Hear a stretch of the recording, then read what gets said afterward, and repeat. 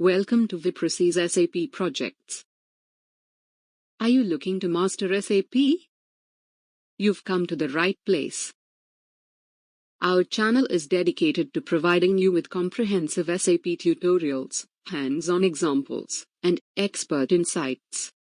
A greenfield implementation in the context of SAP S/4HANA refers to the process of implementing the SAP S/4HANA system from scratch, without migrating any data or configurations from existing systems. It involves building a new system environment and setting up business processes anew. Here are the key characteristics and steps involved in a greenfield implementation. Key characteristics. Fresh start.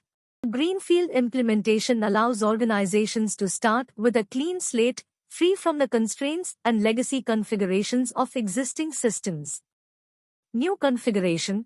All business processes, configurations, and data structures are defined and configured afresh based on the organization's current requirements and best practices. No data migration. Unlike brownfield approaches, there is no migration of historical data from previous systems. Data is created and entered into the new system as needed. Flexibility. Greenfield implementations offer flexibility in designing processes and configurations tailored to current business needs without being influenced by legacy structures. Potential for innovation. Organizations have the opportunity to leverage new features and innovations offered by SAP S/4HANA without being constrained by existing system limitations. Implementation steps. Project preparation. Define project scope, objectives, and timelines. Assemble a project team with the required skills and expertise. Business blueprint. Collaborate with business stakeholders to gather and document requirements. Create a detailed business blueprint outlining processes and system requirements. System installation and setup. Install the SAP S/4HANA system and configure basic settings. Plan the system landscape and set up integrations. Data configuration. Configure master data and transactional data structures based on business requirements. Define data migration strategies for initial data entry. Customization and configuration. Customize the SAP S/4HANA system based on the business blueprint.